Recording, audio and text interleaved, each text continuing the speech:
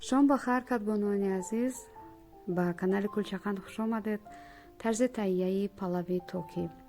البته پلاوی تاکی رو هر کدبانو با طرز خود آماده میکند و در هر محل تاجیکستان اصولهای گوناگون وجود دارند و اگر شما هم از طرز دیگری تهیه آن باخبر هستید با ما بنویسید، از یکدیگر میآموزیم. و درباره پختنی آش پلاو من قبلا علاقه ویدیو رو گذاشتم، میتوانید تماشا کنید. امیدوارم پسندتان میاد. تشکر زیاد.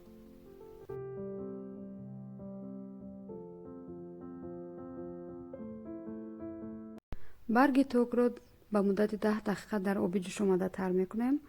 بعدا با گوشت چرخ کرده، مرچ و نمک و زیره و کمی پیاز ilova کرده در برگ های انگور میپیچونیم و آنها رو چارکنجه پیچونیده با سوزن و رشته همیل میکشیم و بعدا در آب به مدت 10 دقیقه میجوشونیم.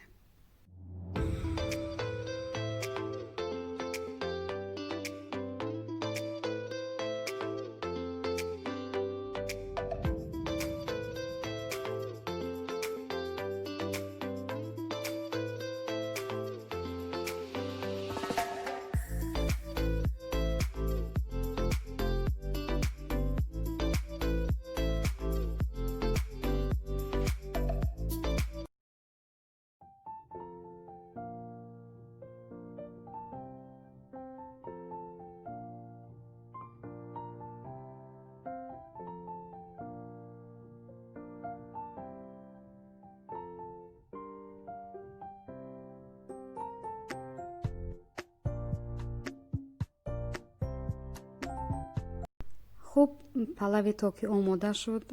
نوش جان. در خاتمه میخواهم بگویم که به قدر غذاهایی که مادرتان برایتان آماده میکند برسید، زیرا بعضی ها یا غذا ندارند یا مادر ندارند.